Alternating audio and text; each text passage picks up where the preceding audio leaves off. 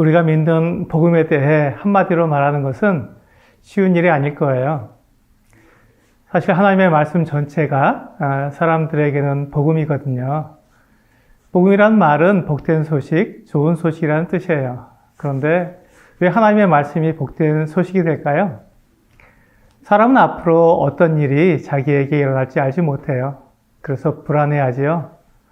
그런데 하나님은 모든 것을 아시는 분이잖아요. 그래서 하나님은 앞으로 일어날 일에 대해 정확히 말씀하신다고 생각하는 거예요. 하나님은 진실되고 정확한 말을 하시니까 하나님의 말씀을 안다는 것은 굉장한 일이 되는 거예요. 그래서 우리가 하나님이 하시는 말씀을 아는 것이 복음이라고 말할 수 있어요. 하나님께서 사람들에게 해주신 말씀을 성경에 기록해 놓았기 때문에 우리는 성경을 사랑하고 성경을 통해서 하나님의 뜻, 하나님의 계획을 알 수 있어요. 하나님께서 성경에서 사람들에게 하시는 말씀 중에서 가장 중요한 말씀이 뭘까요? 그것을 우리는 복음이라고 말해요. 성경의 모든 말씀이 복음이지만 하나님의 가장 핵심적인 계획, 하나님께서 사람들에게 가신 뜻, 이것을 복음이라고 말해요. 오늘 그 하나님의 뜻과 계획에 대해 이야기를 나누려고 해요. 하나님은 이 세상을 창조하신 분이에요. 그렇다면 왜 하나님이 이 세상을 창조하셨을까요? 하나님이 이 세상을 창조하신 목적이 있어요. 하나님은 아무 이유 없이 세상을 창조하신 분이 아니에요. 한번 생각해 보세요. 내가 무엇을 만드는데 아무 목적도 없이 만든다면 그 만든 것이 쓸모가 있을까요? 그렇지 않아요. 내가 컵을 만든다면 물을 마시기 위한 목적으로 컵을 만들기 때문에 물 마시기에 좋은 컵을 만드는 거예요. 이와 같이 목적이 있어야 제대로 만들 수 있어요. 하지만 아무 목적이 없다면 이것을 만들어서 어디에 쓰려고 하는지 그 목적이 없다면 아무 쓸모가 없는 것을 만들게 될 거예요. 하나님께서 이 세상을 창조하실 때 목적이 없이 만드셨다면 이 세상은 쓸모없는 것이 모여 있을 거예요. 그런데 이 세상은 매우 정교하고 아름답게 만들어져 있어요. 그리고 모든 것이 완벽하게 만들어져서 운행되고 있어요. 그렇다면 이 세상은 분명한 목적을 가지고 만들어진 거예요. 하나님은 이 세상을 사람을 위해서 만드셨어요. 사람이 살 수 있게 하실 목적으로 이 세상을 만드신 거예요.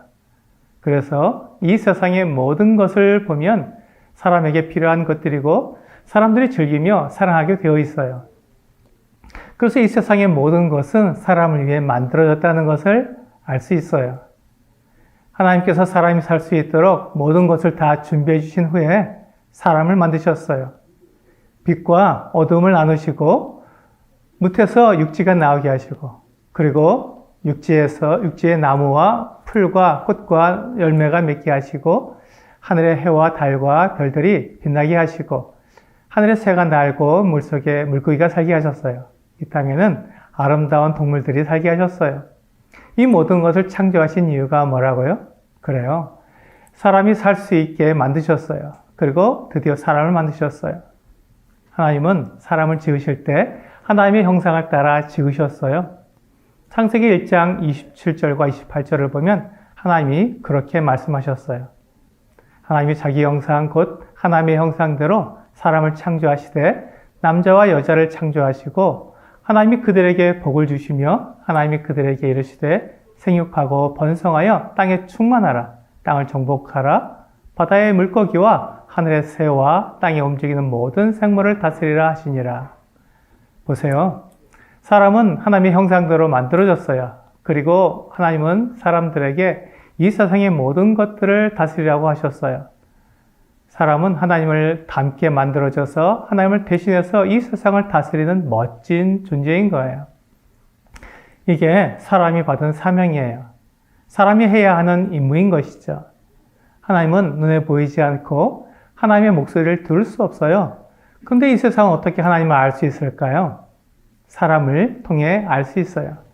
하나님을 닮고 하나님의 권위를 받아서 이 세상을 다스리는 사람을 보면 하나님을 알 수 있는 거예요.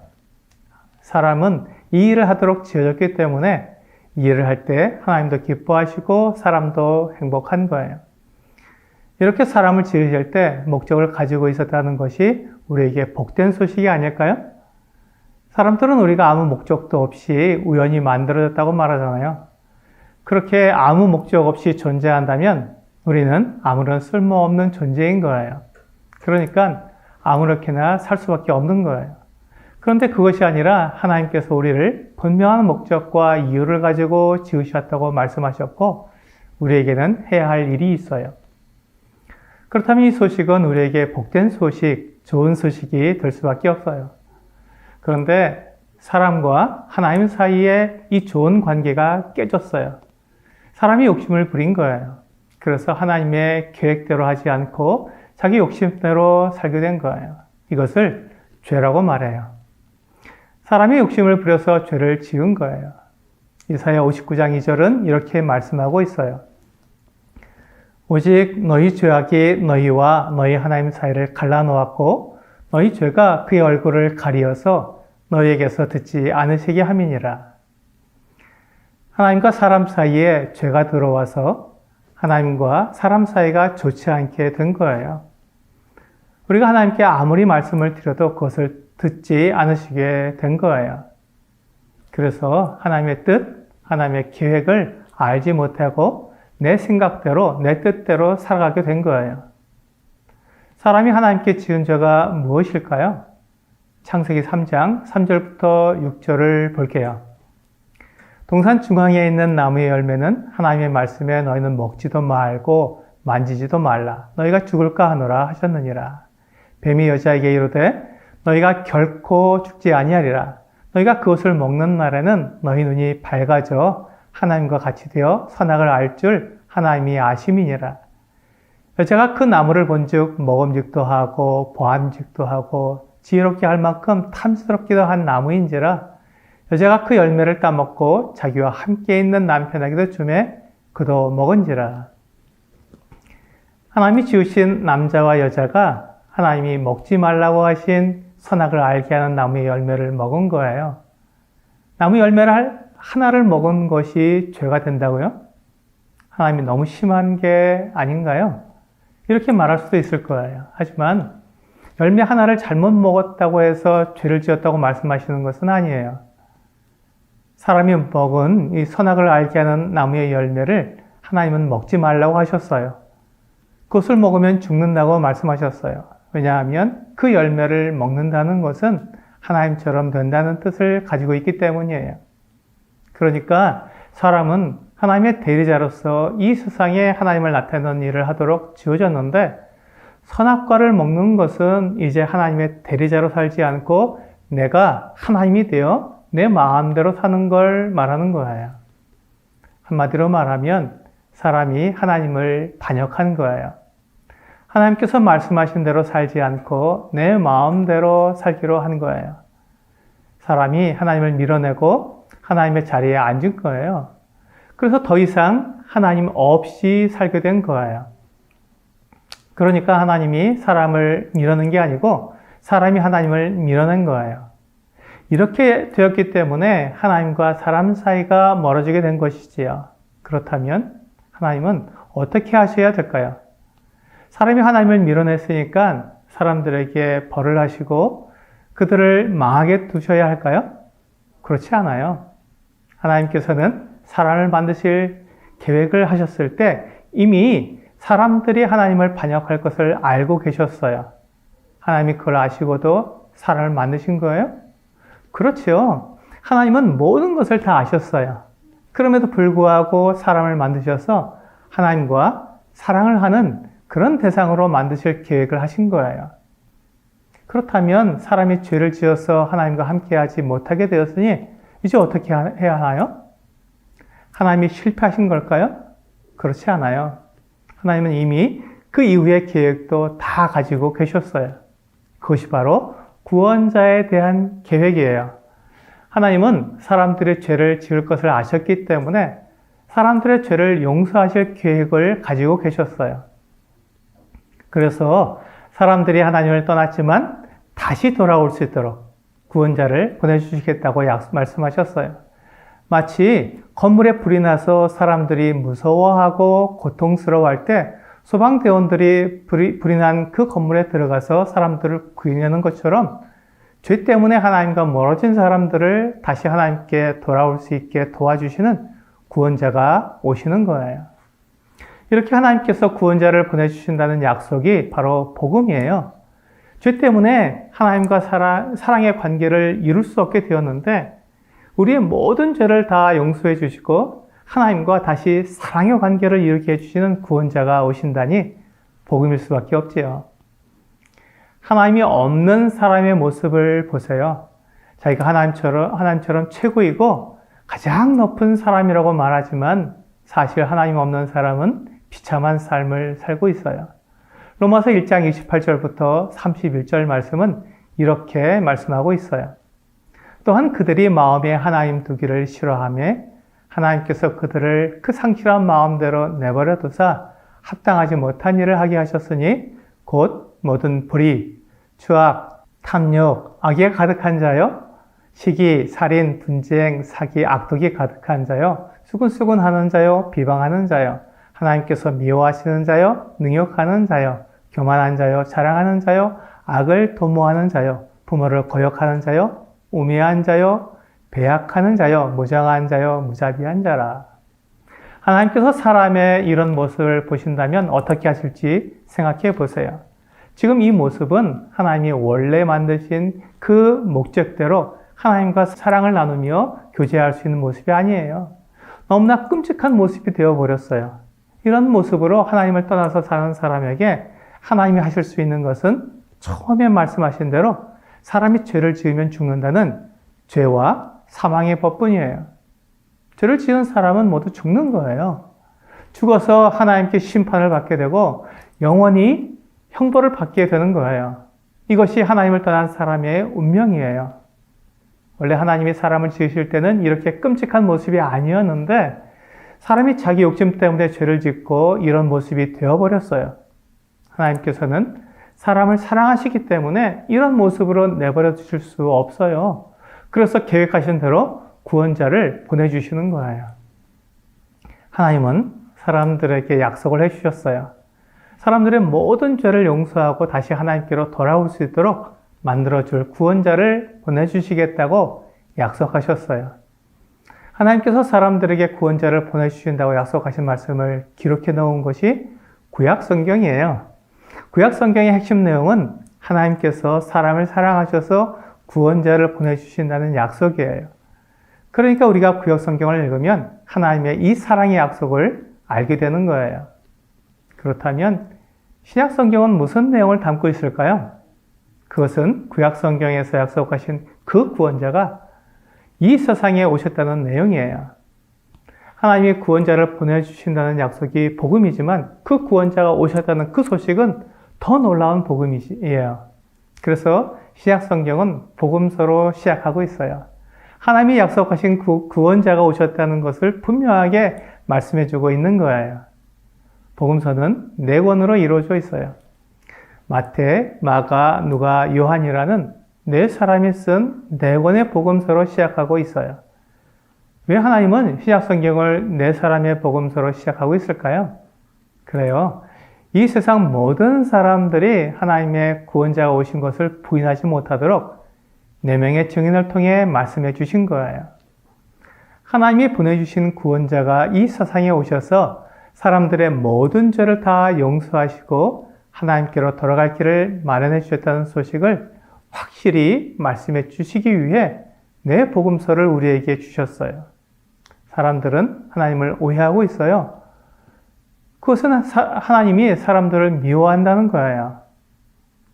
사람이 죄를 지었기 때문에 하나님께서 사람들을 미워하신다고 생각해요. 하지만 하나님께서 사람들을 미워하신다면 구원자를 보내주실 이유가 있을까요? 하나님께서 구원자를 약속하셨고 그 구원자가 정말로 이 세상에 왔다면 하나님께서 사람을 사랑하시는 것이 맞고 사람들의 죄를 용서해 주시기 원하시는 게 맞다는 것을 분명히 알 수 있어요. 그렇다면 하나님이 보내신 그 구원자는 누구일까요? 구원자가 누구이기에 이 세상 모든 사람의 죄를 용서해 주실 수 있을까요? 히브리서 1장 1절부터 3절을 보겠어요. 옛적에 선지자들을 통하여 여러 부분과 여러 모양으로 우리 조상들에게 말씀하신 하나님이 이 모든 날 마지막에는 아들을 통하여 우리에게 말씀하셨으니 이 아들을 만유의 상속자로 세우시고 또 그로 말미암아 모든 세계를 지으셨느니라. 이는 하나님의 영광의 광채시요 그 본체의 형상이시라. 그의 능력의 말씀으로 만물을 붙드시며 죄를 정결하게 하는 일을 하시고 높은 곳에 계신 지극히 크신 이의 우편에 앉으셨느니라. 이 말씀에서 보면 하나님이 보내주신 구원자는 하나님의 아들이세요. 하나님의 아들을 구원자로 보내셨기 때문에 그 아들이 이 세상 모든 사람의 모든 죄를 다 용서해 주시는 거예요. 보세요. 옛적에는 하나님께서 선지자를 통해 말씀하셨어요. 이것이 구약 성경을 말하는 거라는 걸 금방 알 수 있을 거예요. 그렇다면 이 모든 날 마지막에는 아들을 통해 말씀하셨다는 것은 신약 성경이라는 것을 알 수 있어요. 그래요. 하나님께서 하나님의 아들을 이 세상에 보내주신 거예요. 하나님의 아들이 사람의 죄를 용서하기 위해 이 세상에 오셨다는 이 소식이 복음이에요. 요한복음을 기록한 요한은 그 복음서 맨 마지막에 이렇게 기록하고 있어요. 요한복음 20장 31절이에요. 오직 이것을 기록함은 너희로 예수께서 하나님의 아들 그리스도이심을 믿게 하려 하며 또 너희로 믿고 그 이름을 힘입어 생명을 얻게 하려 함이니라. 사람들을 위해 이 세상에 오신 구원자가 하나님의 아들이시라는 거예요. 그리고 하나님의 아들인 구원자는 예수님이라는 것이지요. 요한은 이 복음을 전하기 위해 요한복음을 기록했어요. 하나님의 구원자로 오신 그분이 어떤 말씀을 하셨고 사람들을 위해 어떤 일을 하셨는지 자세히 기록한 거예요. 그것을 통해 예수님이 정말 하나님의 아들이시고 우리를 구원하시는 분이라는 것을 믿을 수 있게 한 거지요. 그런데 이런 질문을 할 수 있어요. 왜 하나님의 아들이 이 세상에 오셔야 했나요? 하나님은 모든 것을 다 하실 수 있으니까 그냥 말씀으로 사람들의 죄를 용서해 주시면 되지 않나요? 그렇죠. 하나님은 모든 것을 하실 수 있으니까 그냥 사람들의 죄를 용서해 주실 수도 있어요. 그렇지만 하나님은 거룩하고 공의로운 분이에요. 하나님이 모든 것을 법대로 하신다는 거예요. 하나님은 어떤 일을 하실 때 하나님이 하신 말씀과 배치되는 행동을 하실 수 없어요. 만일 그렇게 되면 거룩하신 하나님이 되실 수 없어요. 하나님이 더 이상 하나님이 되실 수 없는 거예요. 그래서 하나님은 사람들의 죄를 용서해 주실 때도 법대로 용서해 주셔야 했어요. 그것이 하나님의 아들을 이 세상에 보내신 이유예요. 하나님께서 죄를 지은 사람들에게 한 법을 말씀해 주셨어요. 죄와 사망의 법을 통해 죄를 지으면 죽어야 한다는 법을 말씀해 주셨어요. 죄의 대가는 죽음이라는 것을 말씀하신 거예요. 그래서 레위기 17장 11절에서 죄를 용서하기 위해서는 그 피를 흘려야 한다고 말씀하신 거예요. 육체의 생명은 피에 있음이라. 내가 이 피를 너희에게 주어 제단에 뿌려 너희의 생명을 위하여 속죄하게 하였나니 생명이 피에 있으므로 피가 죄를 속하느니라. 하나님은 이스라엘 백성들에게 말씀하셨어요. 이 법을 통해 사람을 용서할 수 있는 방법을 말씀해 주신 거예요. 어떤 죄를 지은 사람이 그 죄를 용서받으려면 제물을 가지고 나와서 그 제물을 죽여 피를 흘리는 거예요. 그래서 이스라엘 사람들은 죄를 지으면 자기 대신 양이나 염소, 송아지를 제물로 가지고 나와서 그 짐승을 죽여서 피를 흘림으로 죄 용서를 받았어요. 이것이 죄와 사망의 법이에요. 하나님이 이 법을 지키면서 사람을 용서하시기 원하셨어요. 그래서 제물의 죽음이 필요한 것이지요. 그런데 이 짐승 제물은 한계가 있어요. 짐승은 사람만큼 가치가 있지 않아요. 그러니까 사람보다 가치가 적은 짐승 제물로는 사람의 모든 죄를 용서할 수가 없어요. 다만 사람이 지은 그 죄만 용서받을 수 있는 거예요. 그러나 이렇게 죄를 용서받을 수 있는 방법이 있는 것에 이스라엘 사람들은 너무나 감사드렸어요. 그렇다면 하나님이 보내시는 구원자는 어떻게 모든 사람들의 모든 죄를 용서해 줄 수 있나요? 구원자의 가치가 이 세상 모든 사람보다 더 크면 가능할 거예요. 이 세상에서 사람보다 더 가치 있는 존재는 없어요. 사람보다 더 가치 있는 존재는 하나님뿐이에요. 그래서 하나님의 아들이 사람을 위한 제물이 되어서 사람을 대신해서 죽는 거예요. 하나님의 아들의 가치라면 이 세상 모든 사람의 모든 죄를 다 갚기에 충분할 거예요. 그래서 하나님은 자기 아들을 사람들을 위해 이 세상에 보내셔서 사람 대신 죽게 하신 거예요. 이것이 복음이에요. 사람은 스스로 자기 죄를 용서받을 수 없어요. 어떤 행동, 어떤 착한 일을 해도 자기 죄를 용서받지 못하는 거예요. 그래서 죄 없으신 하나님의 아들이 사람을 대신한 제물이 되셔서 사람 대신 죽으시고 그 피를 흘리신 거예요. 그렇게 하면 죄와 사망의 법을 지키면서 사람들의 죄를 용서하실 수 있잖아요. 사람이 죄를 지었지만 하나님의 아들이 대신 죽으심으로 하나님의 공의와 사랑을 동시에 나타내시는 거예요. 하나님은 이렇게 거룩하고 자신의 말을 정확히 지키시는 분이에요. 하나님이 사람의 모든 죄를 용서하셨다면 사람은 하나님 앞에서 의롭게 된 거예요. 사람이 자기 행동으로 깨끗하게 되거나 죄를 없앴기 때문에 의롭게 된 것이 아니라 하나님이 자기 아들을 사람을 위해 죽게 하셔서 죄를 다 용서해 주셨기 때문에 의롭다고 불리게 된 거예요. 이것이 하나님께서 사람을 구원하시는 방법이에요. 로마서 5장 6절부터 10절을 보세요. 우리가 아직 연약할 때 기약대로 그리스도께서 경건하지 않은 자를 위하여 죽으셨도다. 의인을 위하여 죽는 자가 쉽지 않고 선인을 위하여 용감히 죽는 자가 혹 있거니와 우리가 아직 죄인 되었을 때 그리스도께서 우리를 위하여 죽으심으로 하나님께서 우리에 대한 자기의 사랑을 확증하셨느니라.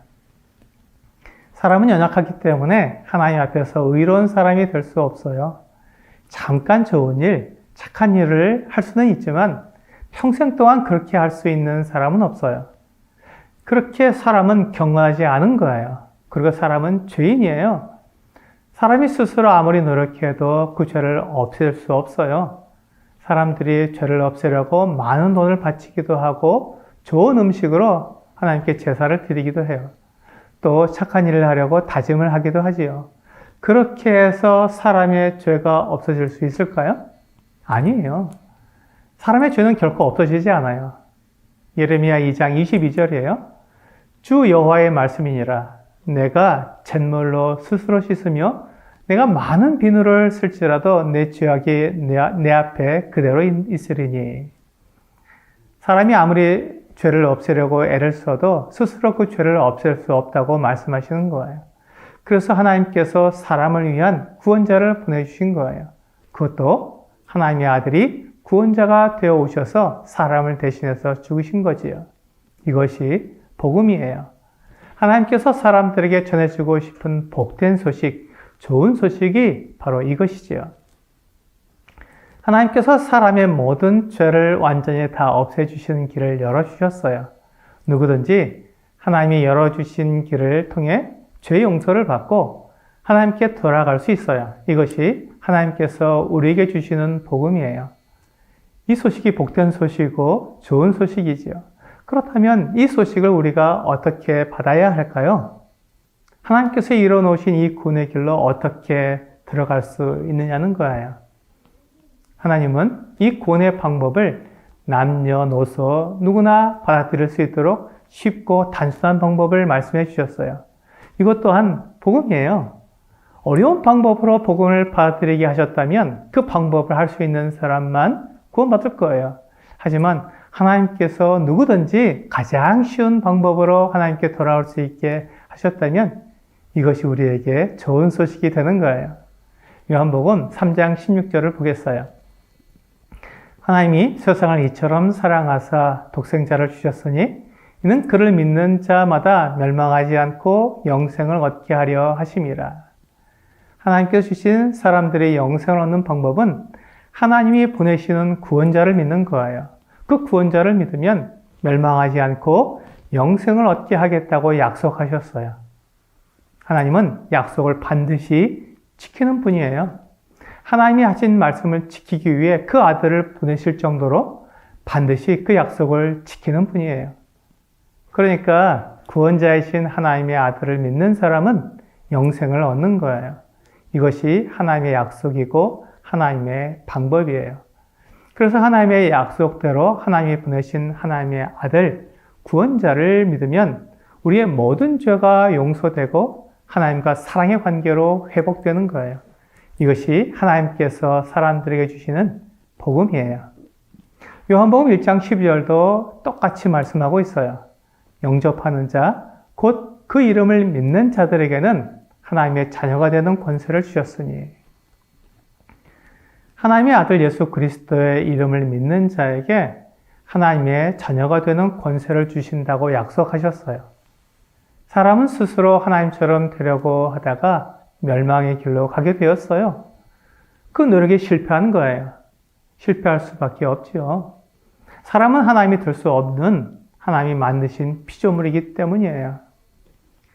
그런데 놀랍게도 하나님의 아들 예수, 그분을 믿는 사람은 하나님의 자녀가 되는 거예요.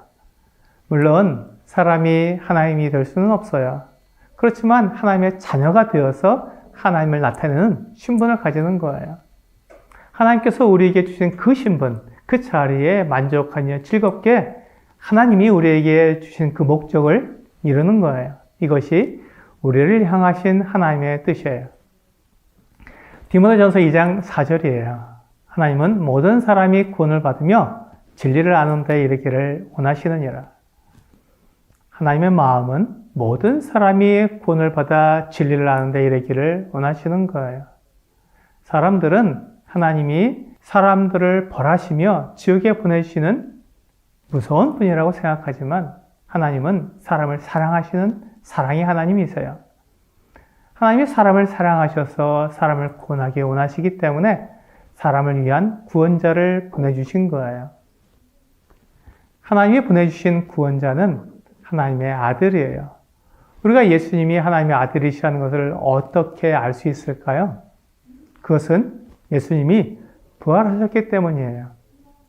죽은 사람이 다시 살아날 수는 없어요.